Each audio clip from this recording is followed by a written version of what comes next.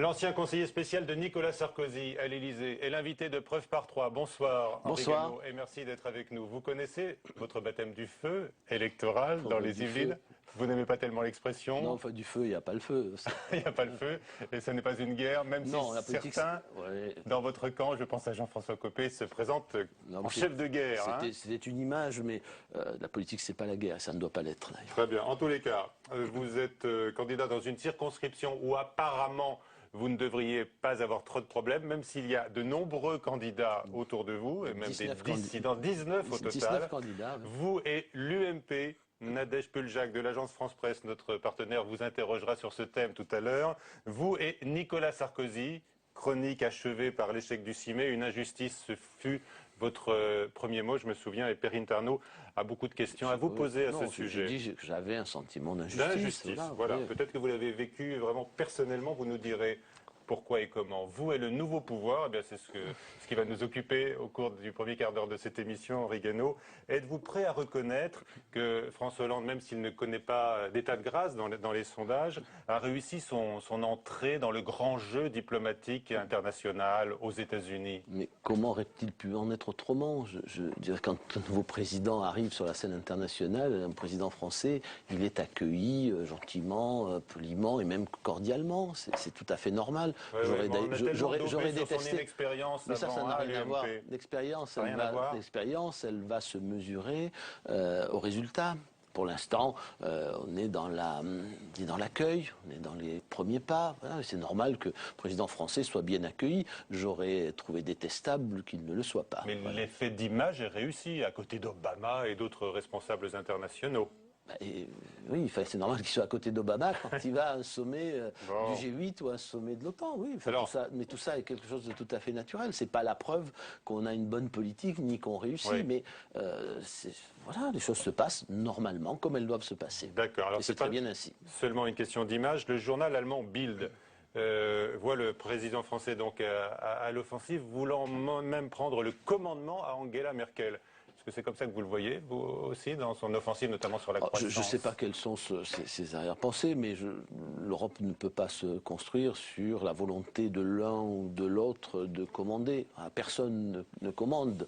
En Europe, il faut que chacun fasse des pas vers l'autre. Voilà, et c'est la seule manière d'avancer. Justement, certains pensent que Merkel-Hollande sera un couple plus équilibré que Merkozy ou manifestement... Oui, très équilibré, le couple... On a beaucoup dit qu'Angela Merkel avait réussi à imposer sa volonté. Non, tout ça, ce sont des caricatures et des propos de campagne, sinon des propos de comptoir. Voilà. Alors, on sait en tous les cas qu'avec Berlin, ça va coincer sur les euro-obligations, la solution que rejette la chancelière pour sortir de la crise de l'euro. Mais François Hollande a réussi quand même à imposer la croissance à l'agenda.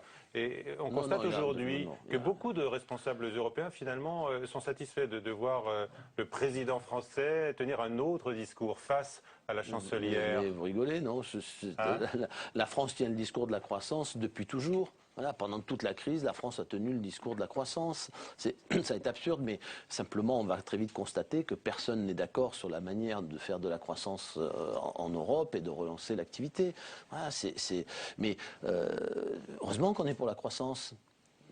Pourquoi vous voulez être pour la décroissance, vous êtes pour la dépression, pour la récession? Enfin, personne n'est assez fou pour cela. La question est de savoir après quels moyens on se donne pour fabriquer de la croissance. Est-ce que vous estimez que d'ores et déjà le bilan de Nicolas Sarkozy est attaqué par certaines décisions ministérielles? Est-ce que vous condamnez par exemple le laxisme supposé de Christiane Taubira qui en quelques jours est devenue à droite la tête de Turc préférée? C'est pas tellement, je ne sais pas s'il est supposé, elle a dit qu'elle voulait moins de répression, donc moins de sanctions.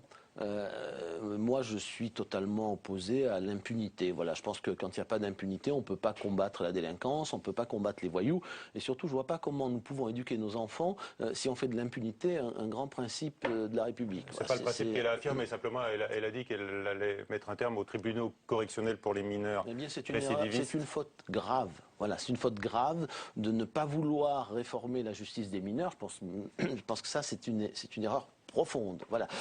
Parce que la délinquance des mineurs a beaucoup évolué depuis l'après-guerre et qu'elle ne fonctionne pas de façon satisfaisante aujourd'hui. Alors, est-ce nous allons laisser toute une jeunesse en perdition, à la dérive, parce qu'on ne veut toucher à rien, par conservatisme ou par corporatisme, pour faire plaisir à quelques juges pour enfants qui estiment évidemment que tout est parfait et qui font leur métier le mieux possible. Allez demander aux victimes des voyous si tout se passe très bien. Voilà, vous ne pouvez pas avoir d'un côté un ministre de l'Intérieur qui dit l'ordre et la sécurité, et puis de l'autre côté un ministre de la Justice qui dit surtout ne punissons pas, ne sanctionnons pas, ne touchons à rien. Voilà, la justice ne fonctionne pas bien. Peut-être un grand débat national que nous devrions avoir. Donc vous voyez là déjà les prémices d'un clivage entre Manuel Valls et Christiane Taubira, c'est ce que je comprends dans vos propos. Il y a toujours une répartition des rôles, mais là, il y a quelque chose de très gênant à voir d'un côté quelqu'un qui veut la sécurité. On nous a assez dit pendant la campagne que la gauche, enfin, s'était convertie à la nécessité d'assurer la sécurité de nos concitoyens. Et puis de l'autre côté, là où se joue aujourd'hui la partie décisive, c'est-à-dire sur la justice, avoir un ministre qui, au fond, prêche l'impunité et le laxisme, sous la pression d'un certain nombre de corporatismes. Enfin, les magistrats, vous les citez, mais eux-mêmes disent que cette forme de jugement devant les tribunaux correctionnels pour mineurs ne concernait que quelques centaines d'individus par an. Et vous savez... Est-ce que vous défendez la valeur d'exemple? D'abord, la valeur d'exemple, puis la délinquance des mineurs, c'est celle d'un noyau dur, d'un petit noyau dur qui empoisonne la vie de tout le monde, qui donne le mauvais exemple, qui entraîne les autres et qui pourrit la vie de nos concitoyens. Je pense que c'est un sujet dont il faut s'occuper, alors que la solution des tribunaux correctionnels pour mineurs mérite qu'on y réfléchisse peut-être, mais il faut absolument réformer la justice des mineurs. Or, on se trouve là face à un gouvernement qui ne veut pas toucher à la justice des mineurs. Voilà. Alors, mais on et elle ne fonctionne pas bien. Qu'il faut se méfier aussi des effets d'annonce. Par exemple, on a découvert aujourd'hui que la suspension des allocations familiales pour absentéisme scolaire n'avait touché que 472 foyers. Or, il y a, dit-on, dans notre pays, 300 000 enfants décrocheurs. Non, mais vous savez, ce qui est extraordinaire avec cette mesure, c'est qu'elle a permis de ramener beaucoup d'enfants sur le chemin de l'école. Et effectivement, le seul fait qu'elle existe a suffi à être une incitation très forte à ramener énormément d'enfants à l'école. Et c'est très bien qu'on ait été obligé, en fait, de suspendre les allocations que dans un très petit nombre de cas. Elle a donc parfaitement fonctionné. Parfaitement. Le but, c'est pas que toutes les allocations familiales soient suspendues pour tous les enfants qui ne vont pas à l'école. C'est qu'au contraire, il y ait de moins en moins d'enfants qui soient absents de l'école. Voilà, et cette mesure a très bien fonctionné. L'association des amis de Nicolas Sarkozy va voir le jour. Les statuts vont être déposés là, incessamment, sous peu. Est-ce que vous allez en faire partie, Henri Guénaud? Bien entendu. Comment pouvez-vous imaginer que je ne fasse pas partie des amis de Nicolas Sarkozy? Alors, avec quel objectif? Défendre le bilan? Non, d'abord c'est une association d'amis, comme son nom l'indique, c'est-à-dire qu'elle est d'abord fondée sur l'amitié, sur les liens profonds qui ont été tissés entre nous pendant des années, d'une tâche à la fois difficile et exaltante. Voilà, c'est d'abord une affaire de sentiment, et puis évidemment, on défendra le bilan, ce qui a été accompli, auquel nous avons les uns et les autres participé. Avec l'idée d'éventuellement faire pression sur Nicolas Sarkozy pour qu'il ne quitte pas le combat politique C'est une association d'amis. Si jamais il devait y avoir des pressions, elle serait toute amicale.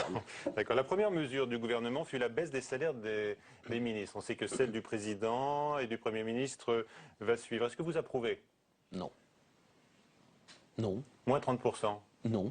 Non, je trouve qu'il y a beaucoup de démagogie dans cette mesure. D'abord, imaginez, nous sommes en face d'une crise planétaire, d'une crise européenne, la Grèce, l'Espagne, l'Italie, le Portugal, et les difficultés des Français. Et alors, croyez-vous qu'en baissant le salaire des ministres, et du président de la République et du Premier ministre, il va y avoir moins de pauvres en France, qu'il va y avoir moins de chômeurs, que la crise va être résolue, que le pouvoir d'achat des Français va augmenter? On montre que les efforts sont partagés.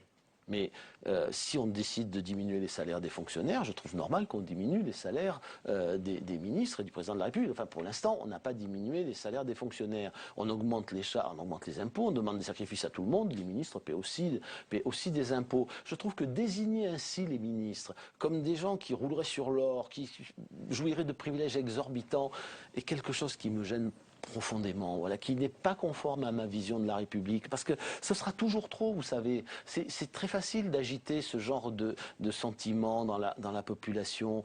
Pour quelqu'un qui gagne le SMIC, qui a du mal à finir ses fins de mois, ça sera toujours trop, évidemment.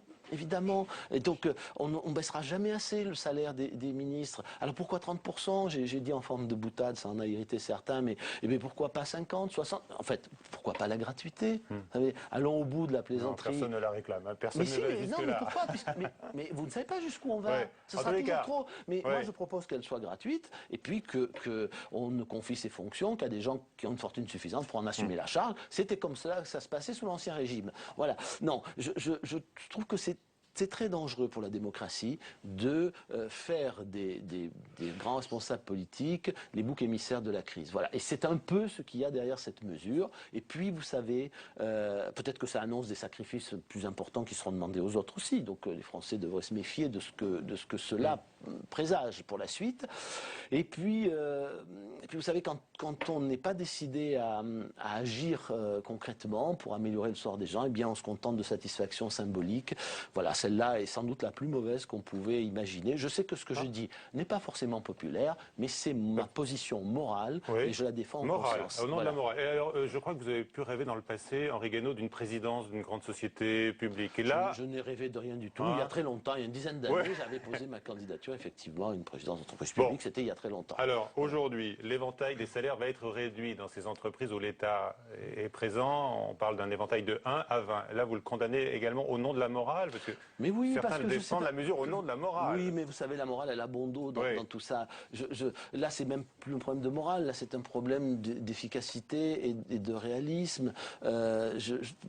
Voilà pourquoi de 1 à 20, pourquoi pas de 1 à 30, ou de 1 à 15, ou de 1 à 10. Je veux dire qu'il y ait des salaires qui puissent paraître excessifs, et bien très bien, qu'on les diminue, mais faire une règle générale, absolue, arithmétique, à quelque chose d'absurde. Je veux dire, ce qu'il faut, c'est réformer le système économique, réformer la finance, réformer la société, de façon à ce que les rémunérations soient plus acceptables, plus légitimes, parce que le système économique fonctionne autrement. Bon, mais s'y attaquer de cette manière-là, encore une fois, me paraît désigner, toujours pareil, des boucs émissaires, et se satisfaire au fond de bien peu de choses, parce que il vaut mieux réformer le capitalisme financier comme s'y était engagé le président Sarkozy, comme il s'y est employé pendant 4 ans, même si c'est difficile, plutôt que de prendre ce genre de mesures. Voilà, je suis pas dramatiquement opposé à ce qu'on réduise le salaire des... Ça vous fait réagir, hein? Oui, je trouve que c'est pas bien. Je trouve que c'est une façon de prendre les problèmes qui, moi, ne me satisfait pas. Voilà. Alors, autre chose. Mais après tout, M. Hollande a été élu pour ça. Donc, tous ceux qui ont voté pour lui ou qui ont facilité son élection, eh bien, doivent être très contents de le voir appliquer cette partie de son programme. Mais était-ce vraiment ce que les Français attendaient? Est-ce qu'ils n'attendent pas plutôt la hausse du pouvoir d'achat, la baisse du chômage, la sortie de la crise? Ils l'attendent depuis des années, hein, j'ai envie de vous dire. Eh bien voilà, mais on nous a promis que ça allait arriver, qu'il suffisait d'arriver. Oui, pardon, sur ce, ne soyons pas caricatural. Le président de la République est arrivé, Nicolas Sarkozy est arrivé, et il s'est trouvé confronté à une crise sans précédent. Il a passé 4 ans à défendre le pouvoir d'achat des Français pour éviter qu'il ne s'effondre. Allez donc voir ailleurs, allez voir en Espagne, au Portugal, en Irlande, en Italie, en Grèce, allez voir ce qui est devenu le pouvoir d'achat dans ces pays où on a baissé les salaires des fonctionnaires, pas seulement des ministres, de tous les fonctionnaires, où on a baissé les pensions de retraite. Eh bien voilà, nous sommes dans un pays où les salaires des fonctionnaires n'ont pas baissé, où les salaires en général n'ont pas baissé. Et dans les statistiques, on voit même que le pouvoir d'achat s'est maintenu, même s'il y a des gens qui ont beaucoup souffert de la crise. C'est vrai, on a même conservé l'indexation des pensions de retraite. C'est unique. Voilà, donc on ne peut pas dire qu'il ne s'est pas battu pour le pouvoir d'achat dans des circonstances qui évidemment n'étaient pas prévisibles quand il est arrivé au pouvoir et que personne au monde n'avait prévu. Estimez-vous illégitime que le gouvernement, par décret, modifie la réforme des retraites en permettant à ceux qui ont travaillé depuis l'âge de 18 ans, par exemple, de partir à 60 ans? Le problème n'est pas de savoir comment il va s'y prendre en fonction... Bernard Accoyer, le président de l'Assemblée, juge que cette démarche est contraire à la Constitution. Pourtant, c'est gouverner par décret, ça a été fait. Il est dans son rôle. Non, vous ne pouvez pas tout faire par décret. Tout dépend de ce qui relève du domaine de la loi et ce qui relève du domaine du règlement. Mais Bernard Accoyer est dans son rôle. Moi, je pense que ce qui est le plus important, c'est de savoir si cette réforme de la réforme des retraites est raisonnable ou pas, si elle est responsable ou pas, parce que à la fin, c'est combien ça va coûter et qui va payer. Qui va payer? Voilà. C'est ça la vraie question maintenant.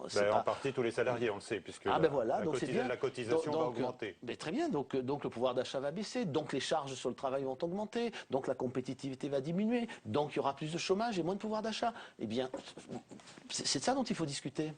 Alors on va en parler un peu plus tard dans cette émission. Avant d'accueillir Nadège Puljac de l'agence France Presse, Henri Guénaud, on va vous suivre d'abord et plutôt suivre Mounir Soussi qui est parti donc sur vos traces électorales dans les Yvelines. Vous êtes donc candidat aux législatives et vous avez notamment en face de vous un maire UMP qui...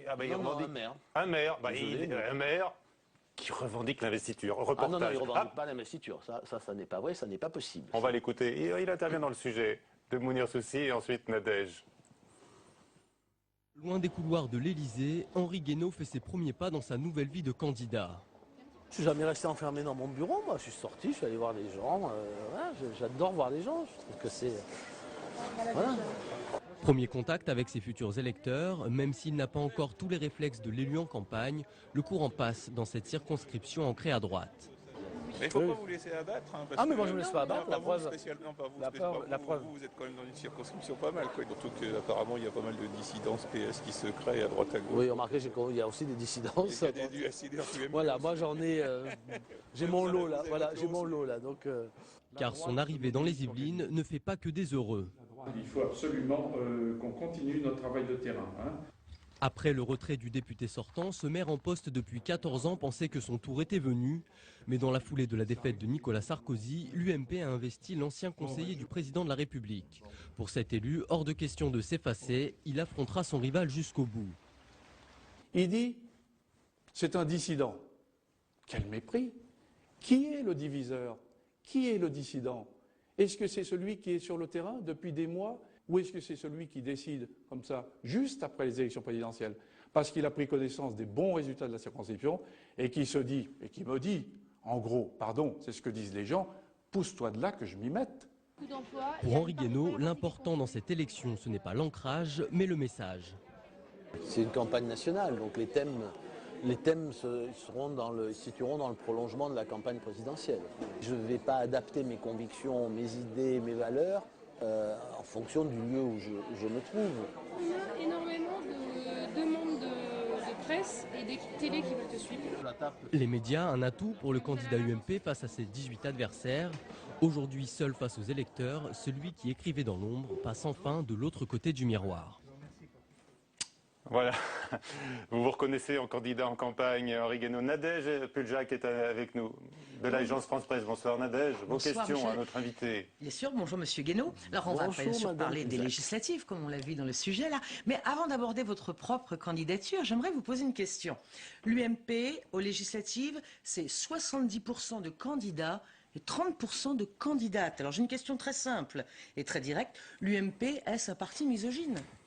Oh, c'est une question biaisée, ça. Pourquoi biaisée? Non, pas du tout. C'est une question très sérieuse, Monsieur Guénaud. Non, c'est biaisé, parce que Jean-François Copé a très bien répondu à cette question. Quand vous avez beaucoup de sortants, vous pouvez... Mais oui, mais c'est un fait. Vous ne pouvez pas leur dire, écoutez, allez, dehors, allez voir ailleurs. Je sais que c'est difficile de faire la parité, mais enfin, il faut donner les moyens si on veut. Non, c'est pas digne. Enfin, moi, c'est pas ma conception non plus, ni de la politique, ni de la morale en politique. Il y a des gens qui sont sortants, qui ont fait leur travail, et vous allez leur dire, écoutez, dehors, parce que ceux qui sont compétents, qui ont fait leur travail, qui se sont engagés, méritent d'être reconduits. Donc, alors la fois d'après, ça sera la même chose? Ça va dépendre du résultat des élections. Les renouvellements, ils se font quand il y a moins de sortants, voilà. Et effectivement, Jean-François Copé l'a bien dit, l'erreur a été faite sans doute il y a une dizaine d'années. Et après, il faut du temps pour petit à petit redresser la barre. Donc il faut plus de temps qu'au PS en tous les cas pour arriver parce que le PS avait moins de sortants, tout simplement. Peut-être un manque de volontarisme. Beaucoup moins. Aussi. Non, c'est parce qu'il y avait moins de sortants. Du côté de l'UMP.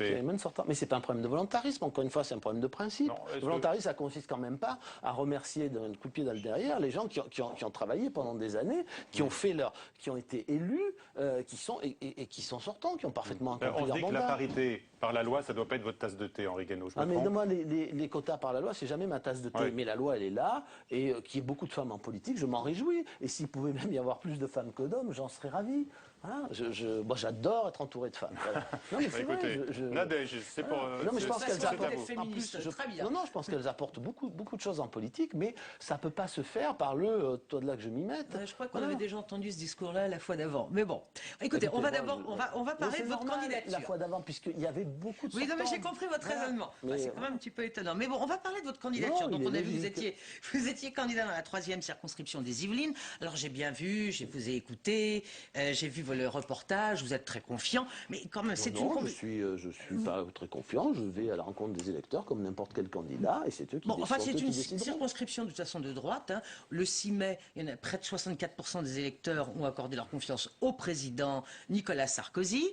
Bon, pour vous, ça semble quand même pas trop gagné d'avance. Il y a 19 candidats, vous disiez tout à l'heure. Parmi eux, il y en a 10 à droite. Il y a un maire... Alors, j'ose pas dire UMP, parce que vous allez me dire qu'il n'est pas UMP, mais il est quand même un petit peu UMP. Et il y en a un autre qui est un ex-UMP en tous les cas. Oui. Bon, et vous y croyez quand même? Vous y croyez? Si j'y croyais pas, j'irais pas, je ne me présenterais pas. Enfin voilà, mais ce sont les électeurs qui trancheront. Moi, je fais campagne, mes convictions on les connaît, mes idées on les connaît. Je vais voir les gens, parler avec eux de l'avenir de la France, de l'avenir de leurs enfants. Voilà, et puis à la fin, ils décideront lequel est le mieux à même de les représenter, lequel est le mieux à même de porter leurs idées et leurs convictions dans le débat public, à l'Assemblée nationale. Voilà, quelle est la voix la plus forte qui pourra se faire entendre et faire entendre leur voix à eux. Voilà, c'est tout simple. Comment vous êtes arrivé à cette circonscription? Vous la proposez? Il y avait peut-être des plus faciles d'ailleurs, où vous avez demandé... La preuve, en tout cas, on ne pourra pas dire qu'elle est facile, voilà, puisque regardez, il y a 19 candidats, il y a des dissidents, il y a des gens qui racontent n'importe quoi. Bon, enfin, vous les appelez dissidents, mais eux pensent que c'est vous le dissident. Hein, on l'a noté dans le reportage quand même. Oui, enfin, les mots ont un sens. Hein. Moi, j'ai demandé une investiture tout à fait normalement à ma famille politique qui me l'a accordée. Celui qui ne respecte pas cette règle est un dissident, c'est dans le dictionnaire, voilà, c'est pas... C'est une affaire de langue française, c'est pas une affaire d'opinion. D'accord. Alors, d'une manière générale, vous savez, il y a des gens qui considèrent toujours que leur mandat leur appartient, les voix des électeurs leur appartiennent, et puis même les mandats qu'ils n'ont pas, c'est à eux. Voilà. Eh ben, ce sont les électeurs qui trancheront. Voilà. Bon. Eh ben alors on verra bien. Mais en attendant, est-ce que vous croyez, vous, une victoire possible de la droite aux législatives? Mais une victoire est toujours possible. Là encore, ce sont les Français qui vont décider.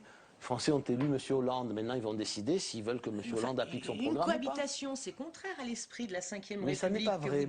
J'ai déjà raconté cette histoire. Entre les 2 tours des élections présidentielles en 88, j'ai rencontré Michel Debré, le père de notre Constitution. Et j'avais un peu le même sentiment, la cohabitation, et il m'a dit, vous savez, la cohabitation, elle est inscrite dans les institutions, elle est dans l'esprit de nos institutions. C'est normal. Voilà, c'est dans les institutions de la 5e République, la possibilité de la cohabitation est inscrite. Elle bloque, elle freine l'action politique, pour le moins. Bien sûr, oui, ça pourrait... Surtout en période de crise. Ça ne peut pas se poser de cette manière. Le problème ne peut pas se poser de cette façon. Le président est à gauche, le gouvernement est à droite. Ça mais risque arrêtez, quand même de... ça n'a aucun sens. La seule question, c'est que vont décider les Français. Je vais faire campagne pour des élections législatives. Je ne vais pas dire aux gens, surtout ne votez pas pour moi, ça donnerait de la cohabitation. C'est pas non plus le sens de ma question. Donc nous allons aux législatives pour gagner. Voilà. Très bien. Pour avoir une majorité. Les Français nous l'accordent ou nous la refusent. Très bien, alors on se place dans ce cas de figure. Vous gagnez. Vous voyez qui à Matignon? Mais d'abord, il faut gagner. Ah oui, d'accord. Mais on a retenu l'hypothèse que vous défendez. Alors, la question, c'est... Non, mais là, soyons clairs. L'UMP, la majorité sortante, avait un leader naturel qui s'appelait Nicolas Sarkozy. Bon. Nicolas Sarkozy a décidé, vous le savez, de se retirer de la vie politique active, de ne plus solliciter de mandat, de ne plus prendre de responsabilités après les élections présidentielles. Donc, aujourd'hui, il y a beaucoup de talents dans ma famille politique. Je pense surtout à 2 talents. Non, il y a beaucoup de talents dans ma famille politique. C'était celui que vous voyez à Matignon. Les élections. Non, je ne vous répondrai pas comme ça. Vous pouvez faire vos petites histoires de journalistes. Enfin, il y a quand même un chef. Il y a un chef du parti de l'UMP. Il s'appelle Jean-François Copé. Il y a un secrétaire général de l'UMP, ça c'est évident. Ça c'est le patron du parti. Il y a un ancien Premier ministre, il y a des anciens ministres, il y a des anciens ministres, il y a beaucoup de gens. Il y a beaucoup de gens. C'est pas c'est pas le sujet. Moi, je rentrerai pas dans vos petites histoires de journalistes. J'avais envie d'écrire l'histoire. C'est pas des petites histoires, on parle du Premier ministre en cas de cohabitation. Eh bien, je vais vous dire comment les choses se passeront en cas de cohabitation. Le président de la République décidera d'appeler quelqu'un à Matignon. Donc il désignera celui qui lui paraît à ses yeux le plus légitime, le plus représentatif, et puis ensuite la majorité dira si elle valide ce choix, et si elle le valide, c'est celui-là qui rentre ça c'est la procédure. Oui, mais c'est vous-même, je vous pose la question à vous, Monsieur Guénaud. Est-ce que vous avez une préférence entre Monsieur Copé et Monsieur Fillon? Ou encore peut-être mais pas de préférence. Non. Bon, vous ne voulez pas répondre? Non, j'ai pas de préférence. Là. Ça n'est pas le sujet du jour et ça ne se passera pas comme ça. Parce que vous les aimez tous les deux, tout simplement. Parce que j'adore tout le monde. Voilà. C'est rare en politique. J'adore tout le monde. Mais non, ça n'a aucun sens. Je ne vais pas jouer l'arbitre des élégances. Moi, les institutions de la Ve République, vous l'avez rappelé, elles me tiennent beaucoup à cœur. C'est le président de la République qui choisit le Premier ministre. Libre à la majorité après de ne pas lui accorder sa confiance. Vous n'avez aucune idée, c'est ça qui me Mais ce n'est pas une question d'idée. C'est le président de la République qui décidera. Moi, j'accepterai le choix qui sera fait par le président de la République et par la majorité. Vous êtes très légitimiste, c'est très bien. Mais oui, parce que je vais pas ouvrir. C'est ridicule. Si tous les gens qui ouvrent ce débat aujourd'hui pouvaient se taire, eh bien, ça rendrait un grand service à notre famille politique. D'accord. Voilà. Bon. Allez, on va reparler de monsieur. Un grand service à la campagne législative. Oui, pardon.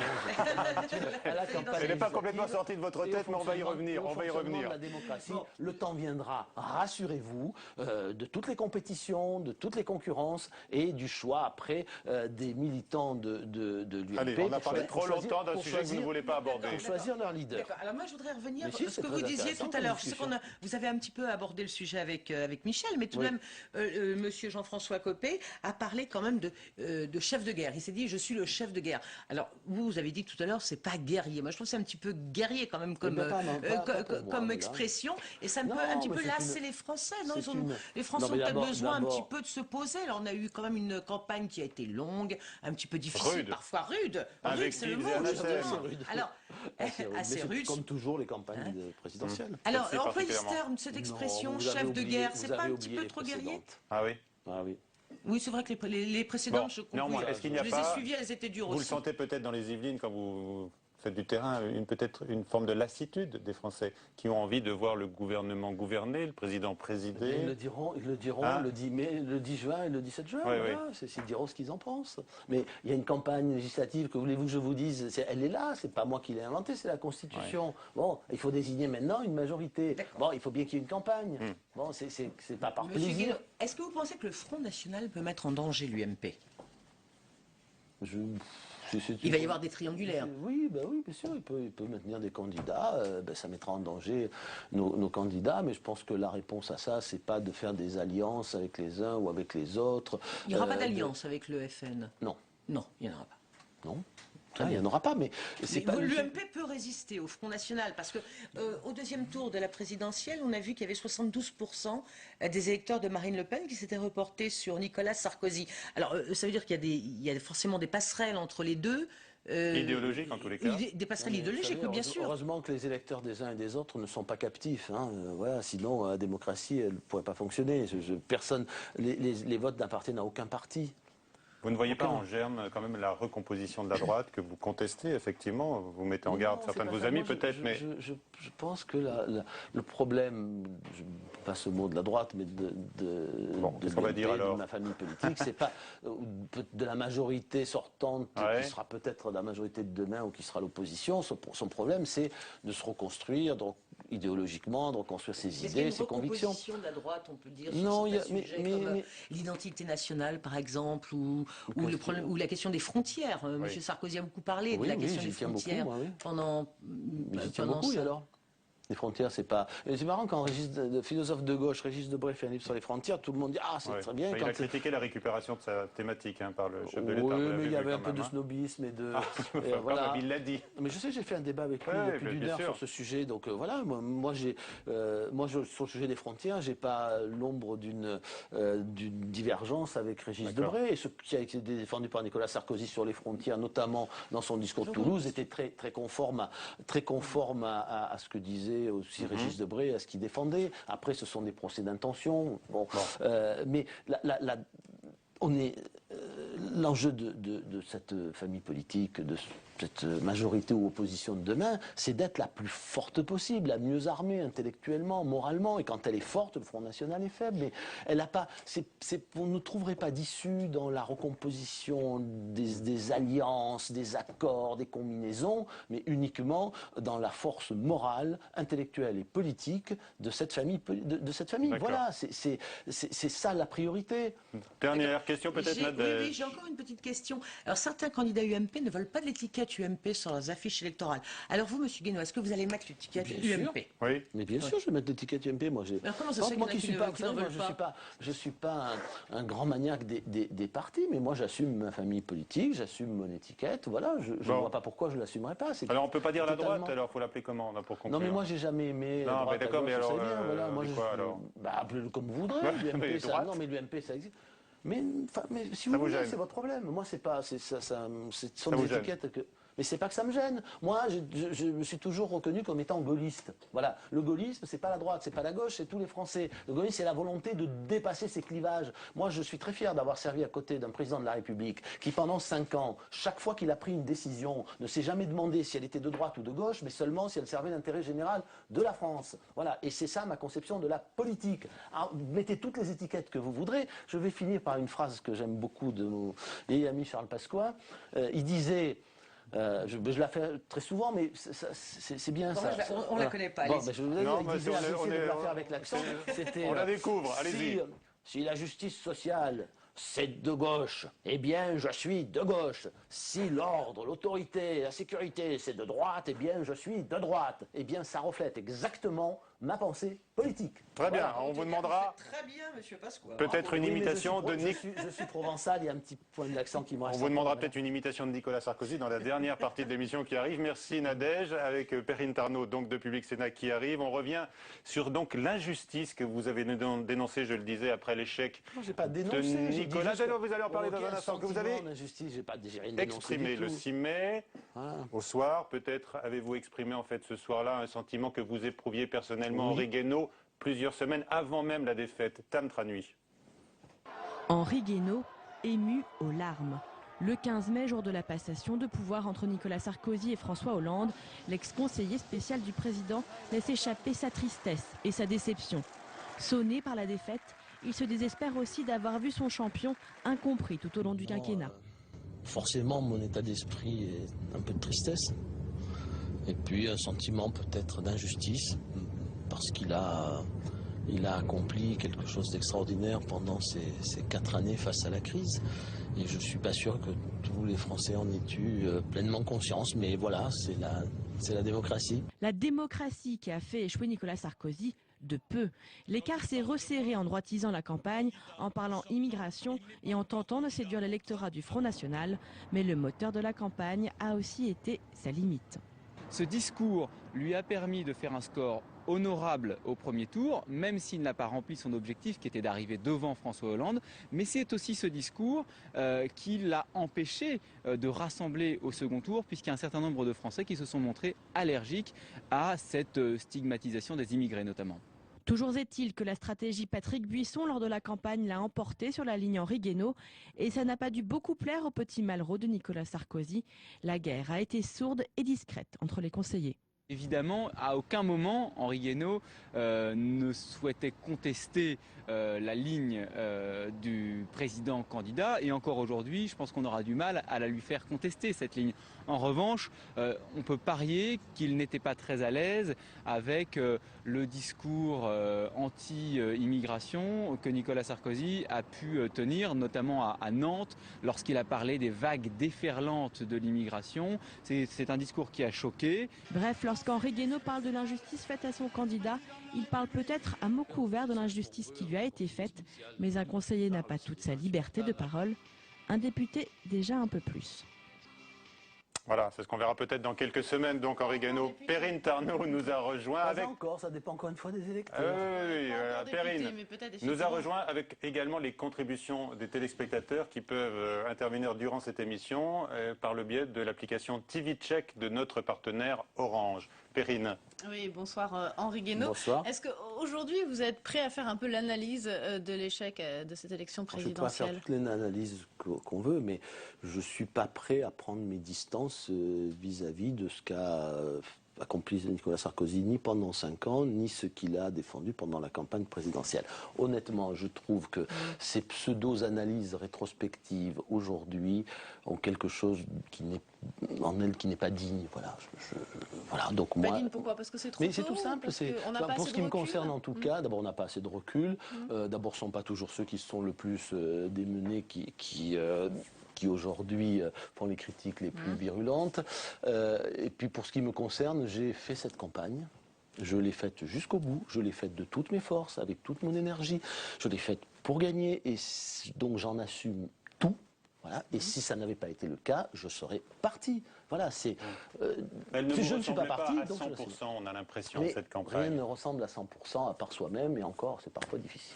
C'est le mélange d'une petite PME autour de Nicolas Sarkozy, finalement, cette campagne.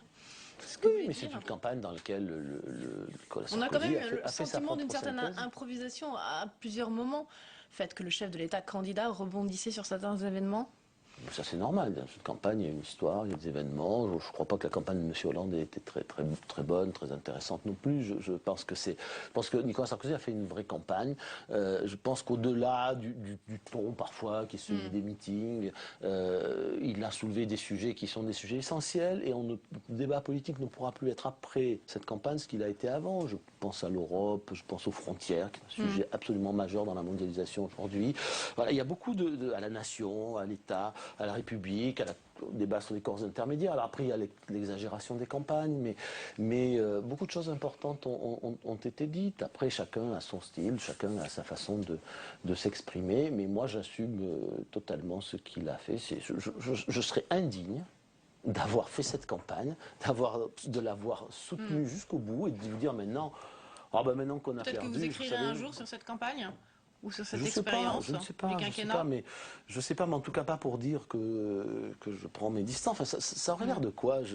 Et comment vous l'avez vécu personnellement cette défaite? Pour ces idées, et puis je viendrai le lendemain, maintenant qu'on a perdu finalement, comprenez, je me désolidarise. Mais franchement...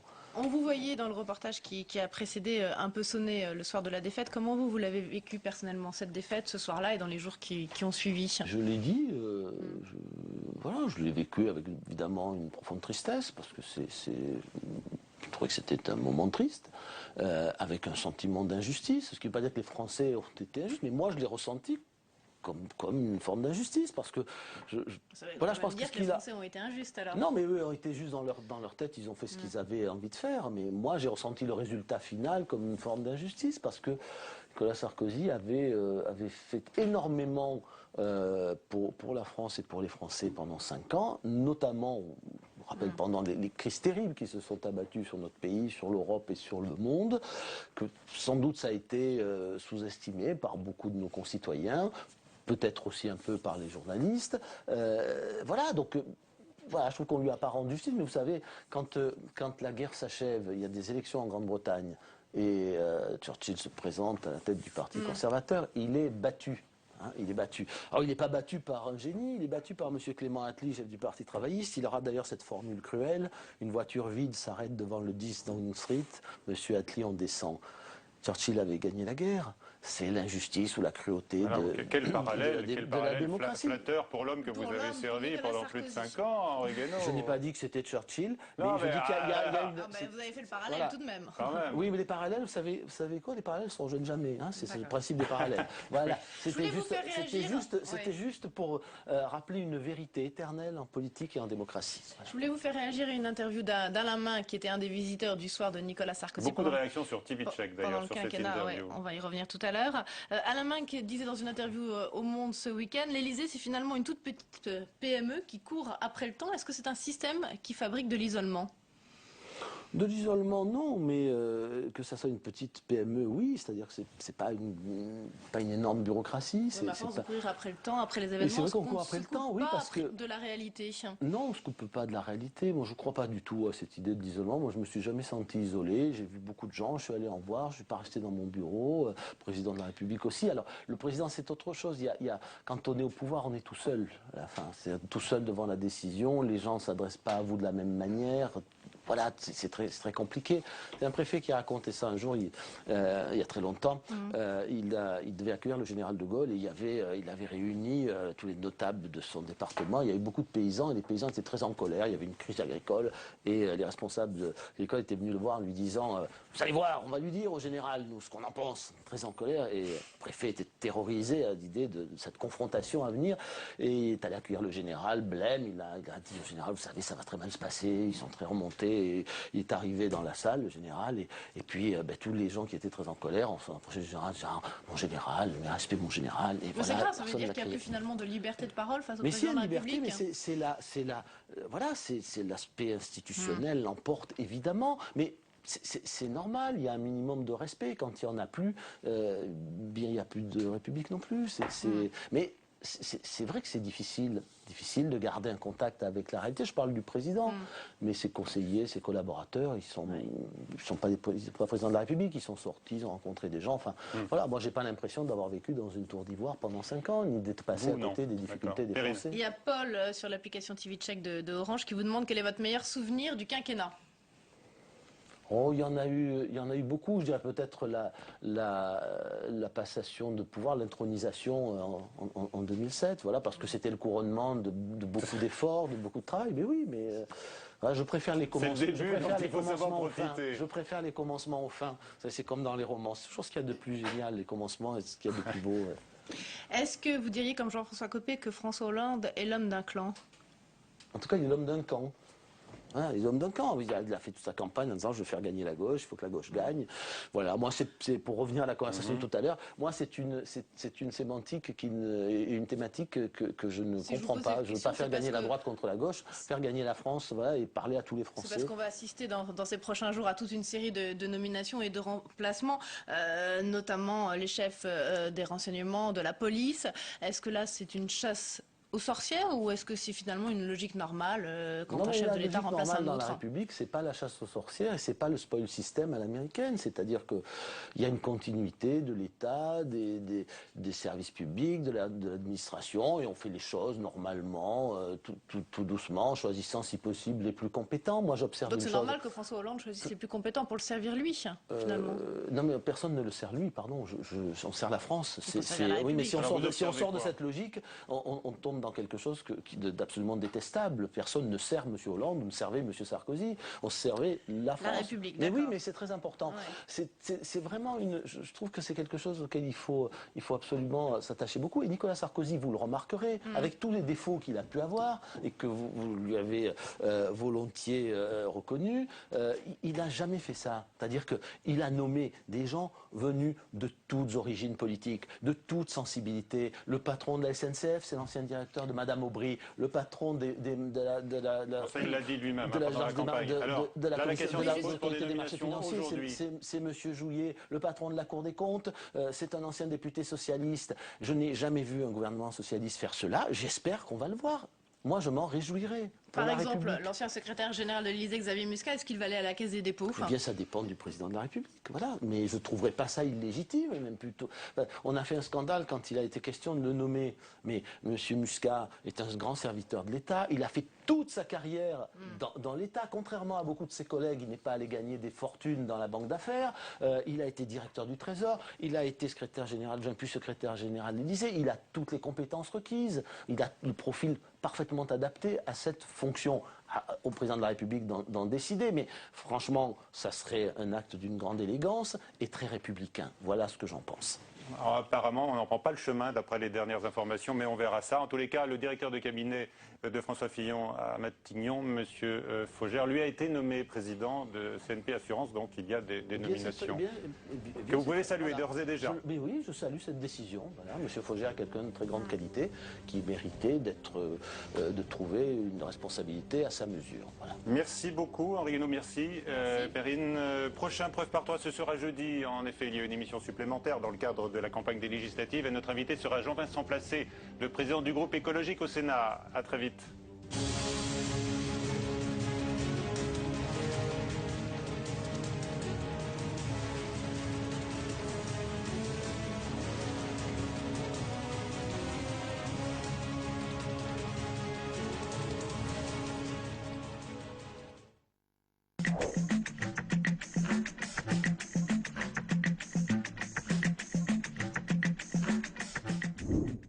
Hier, j'étais la droite décomplexée. Aujourd'hui, je suis un président sans complexe. Je parle à tout le monde. Je vais dans les cantines. Je rencontre des ouvriers. Je vois des agriculteurs. Et puis je cours sans cesse. Je cours encore. Je cours toujours. Depuis son élection, on a beaucoup commenté le style et l'évolution de François Hollande. Dans Déshabillons-les, nous les avons suivis au jour le jour depuis 5 ans. Cette semaine, nous déshabillons donc en tout bien, tout honneur, le nouveau président durant ces 5 années où il s'est peu à peu présidentialisé. Déshabillons-les, présenté par Hélène Risser, c'est mercredi à 18h15 sur Public Sénat. L'ordre du jour appelle les questions d'actualité au gouvernement. Je suggère que nous nous écoutions. Calme est de l'innocence, soyez calme. Mais c'est une aberration. Merci, Monsieur le Président, Mesdames et Messieurs les sénateurs.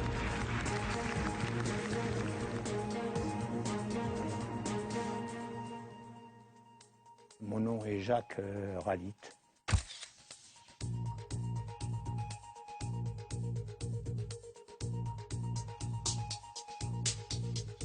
J'habite à Aubervilliers, dans une cité. Et je m'y trouve bien.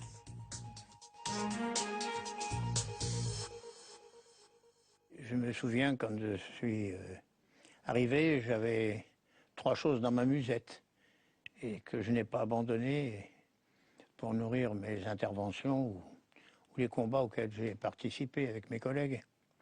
La première, c'est que j'étais maire d'Aubervilliers et que c'est une ville qui ne vous laisse pas indifférent. Elle vous marque pour toujours. C'est une ville populaire, rude, mais tendre. Ça, c'est la première chose. La deuxième, bon, j'avais été ministre. C'est une expérience. La santé, le travail, mais je pense surtout à la santé. On pénètre dans des milieux qu'on ne connaît pas. Résultat, après, on les combat mieux. Et puis la troisième chose, il y a un appel qui avait été signé par 174 intellectuels et artistes pour que je sois sénateur. Le Sénat, c'est aussi une assemblée intéressante parce que je trouve qu'on a plus le temps de travailler. Et précisément, quand j'étais ministre, j'ai aperçu qu'on allait plus en profondeur.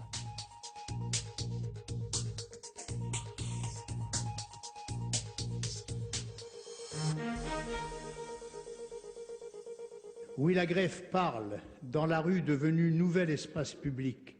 La greffe parle comme une insurrection mentale d'humanité. La greffe parle et récuse les solutions régressives, libérales et étatistes. La greffe parle, elle est le peuple dans sa dignité, sa diversité, sa responsabilité. La greffe parle, pose des questions humaines plus profondes encore que les revendications déclarées et réclame tout simplement la vie. Ben, c'était en pleine grande tourmente, là.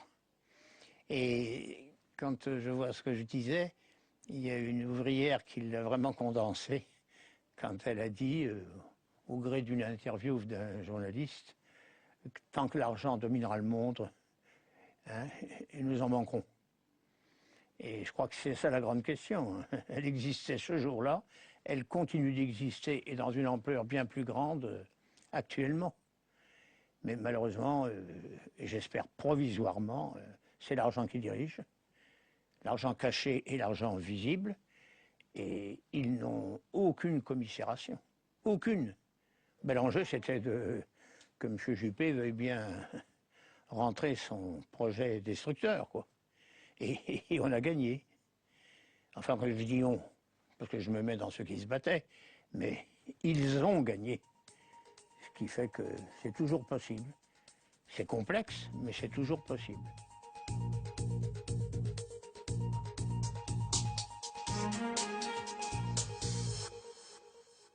Nous devions débattre des profonds problèmes de banlieue. Après le Conseil des ministres exceptionnel de lundi, ce débat a été remplacé par l'examen d'une loi d'exception ultra-sécuritaire qui vise à enchaîner toute espèce de liberté en exagérant toute espèce de danger. Ça n'est pas l'ordre dans la République, c'est la République de l'ordre. Nous sommes contre votre loi. Vous ne déclarez pas la guerre à la pauvreté, mais aux pauvres. La banlieue mérite tout autre chose. Excusez-moi. Il y avait Sarkozy en face. Il était ministre de l'Intérieur. Il écoutait, mais après il est parti. Donc je n'ai pas eu de réponse venue de lui. Hein. Mais il était là, et il était là après avoir fait sa visite de la Courneuve et avoir parlé du Karcher. Et il était là après avoir fait sa visite à Argenteuil et avoir parlé des racailles ou autre vocabulaire. C'est symptomatique. Quand la réaction veut taper, elle insulte le peuple dans sa diversité, voyez. D'ailleurs, on dit d'Aubervilliers que c'est une ville. Moi, je connais des gens de Paris qui ne viendraient pas en voiture à Aubervilliers en étant convaincus que leur voiture disparaîtrait pendant leur repas de famille. Quand on arrive à mettre dans la tête des gens de telles aberrations, et quand on injurie ainsi une population populaire, hein, vraiment la réplique doit être forte. Et je sais que là, je l'ai faite forte, et ça m'a touché de l'écouter à nouveau. Quand les propositions de l'adversaire sont polies,